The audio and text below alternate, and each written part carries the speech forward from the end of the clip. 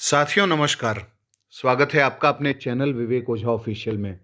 साथियों आज के एपिसोड में बात करेंगे केरल के उस नर्स के बारे में जिसे यमन के राष्ट्रपति ने यानी रशद अल अलीमी ने फांसी की सजा सुना दी है कि अंतिम रूप से अब मुहर लग गई है कि निमिषा प्रिया जो केरल की नर्स हैं उन्हें यमन में फांसी दी जाएगी और अगले 1 महीने में उन्हें फांसी दी जा सकती है।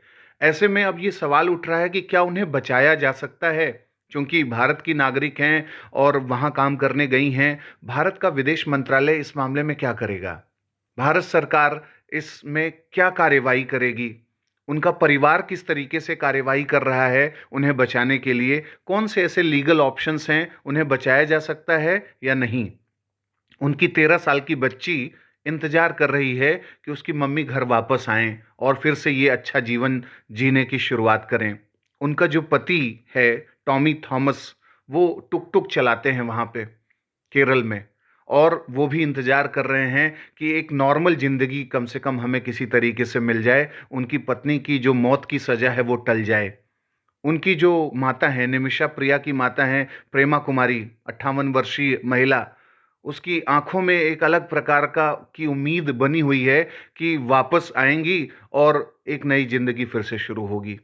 तो कौन से ऐसे ऑप्शंस हैं, इस पर आज के एपिसोड में चर्चा करेंगे और इसके साथ ये भी देखेंगे कि भारत से जो भी नर्सें जाती हैं वहाँ काम करने, खाड़ी देशों में, अरब देशों में, उनकी सुरक्षा कितनी ज़्यादा ज़रूरी है। उन्हें कैसे फँसाया जाता है, कौन से मामलों में उनके साथ कॉन्स्पिरेसी होती है, षड्यंत्र होता है, और कैसे वहाँ के जो एम्प्लॉयर हैं, जो काम करने वाले लोग हैं, जो काम देते हैं, नियोक्ता लोग, वो कैसे महिलाओं को फँसाते हैं अलग-अलग केसेस में, लीगल अड़चनों में उन्हें उनके सामने लीगल अड़चन डाल देते हैं। और ऐसी स्थिति में कैसे सतर्क होकर के भारतीय महिलाओं को, जब खासकर वो जॉब सिक्योरिटी के मामले में जब वो खाड़ी देशों में या अरब देशों में जाती हैं, तो उन्हें कैसे सिक्योरिटी रखनी है। इतना भी जॉब सिक्योरिटी और पैसे कमाने के संदर्भ में नहीं सोचना चाहिए कि ज़िंदगी पर ही आन पड़े और मौत की सज़ा मिल जाए। तो साथियों आज के एपिसोड में शुरू से अंत तक जानेंगे निमिषा प्रिया की कहानी, जो केरल की नर्स हैं।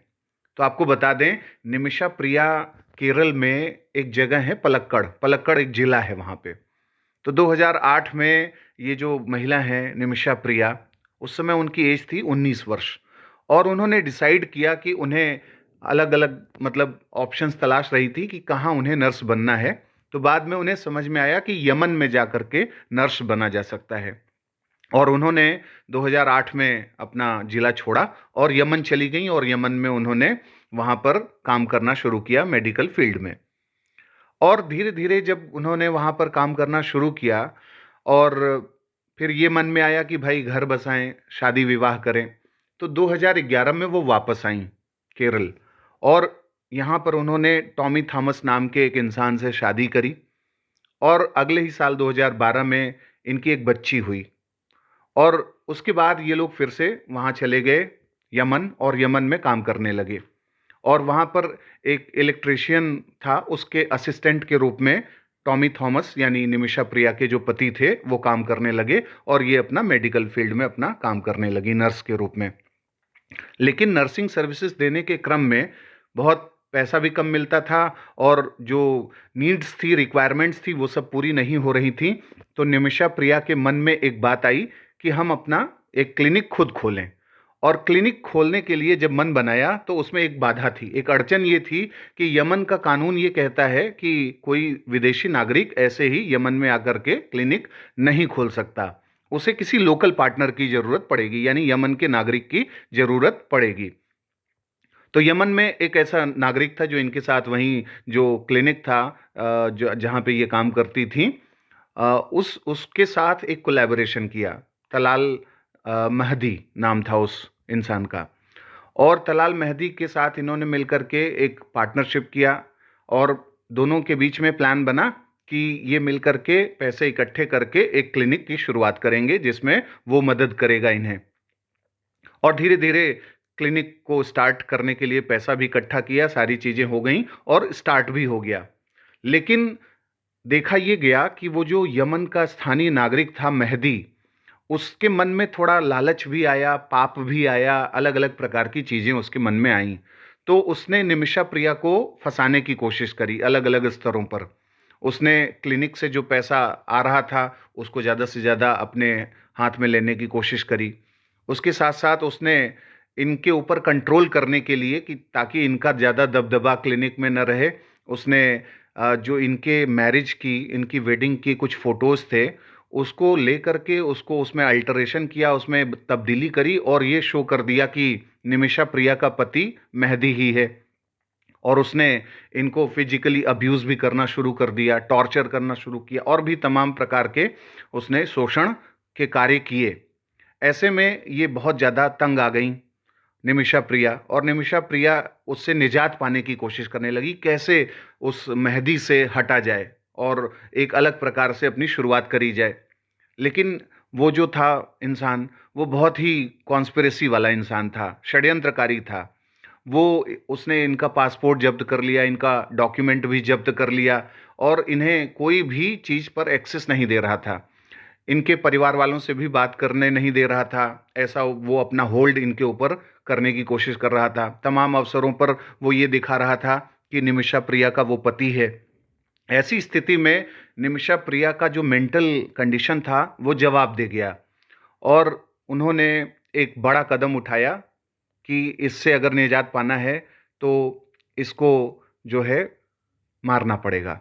और 2017 में उन्होंने उसे इंजेक्शन दिया, सेडेटिव इंजेक्शन दिया और उसमें ऐसा कहा जाता है कि ओवरडोज हो गया और ओवरडोज के चलते मेहदी की मौत हो गई।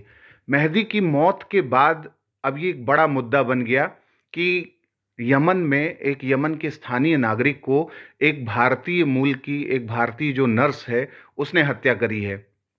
तो वहाँ पर मामला कोर्ट में गया और कोर्ट में जो वहाँ का जो ट्रायल कोर्ट था सना में, सना वहाँ की राजधानी है यमन की, उसने एक फैसला दिया। उस फैसले में कहा गया कि इन्हें कैपिटल पनिशमेंट दिया जाए, मृत्युदंड दिया जाए, क्योंकि ये उस व्यक्ति को मारने के बाद यमन को छोड़कर भाग रही थीं, बचने की कोशिश कर रही थीं।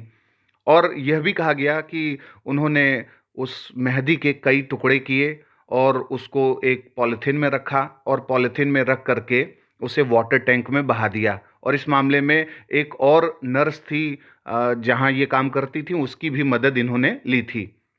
और इसके चलते बहुत से लोग यमन में नाराज हो गए कि इन्हें तो सज़ा ज़रूर मिलनी चाहिए।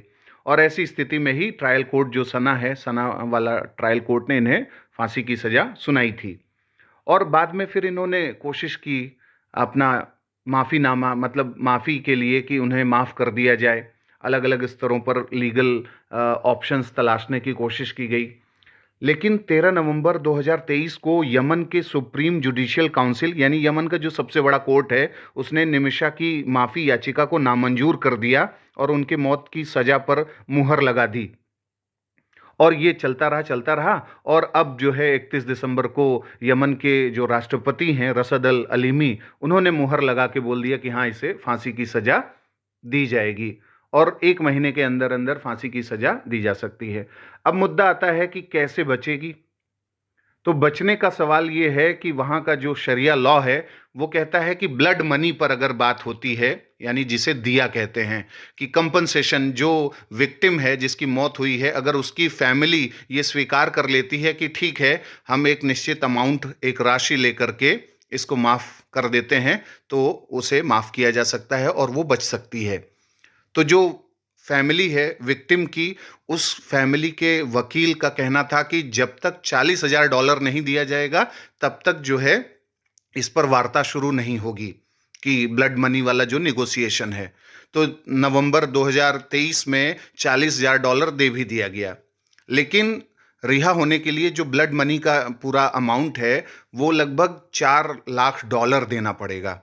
तब जाकर के ये ऑप्शन हो सकता है कि इन्हें रिहा कर दिया जाए या छोड़ा जाए। लेकिन उसमें भी जब तक फैमिली ये स्वीकार नहीं कर सकती, यानी मेहदी की फैमिली अगर जब ये बोलेगी कि हाँ, इन्हें माफ़ी दे दिया जाए, तब वो छूट सकती हैं। क्योंकि यमन के राष्ट्रपति का अंतिम मुहर जब लग जाता है, तो उसी के हिसाब से ही फैसला फिर किया जाता है। विदेश मंत्रालय का कहना है कि हम हर तरीके का सपोर्ट करने की कोशिश कर रहे हैं, हम स्थिति पर नज़र बनाए हुए हैं, लेकिन यमन में चूंकि गृहयुद्ध की स्थितियां रही हैं, हूती जो विद्रोही हैं उनका प्रकोप बहुत ज़्यादा रहा है। ऐसी स्थिति में बहुत सोच समझ करके विचार करके कार्यवाही करनी पड़ेगी। तो भारत सरकार भी सारे डिप्लोमेटिक जो भी ऑप्शंस हैं उसे लेने की कोशिश कर रही है इस समय।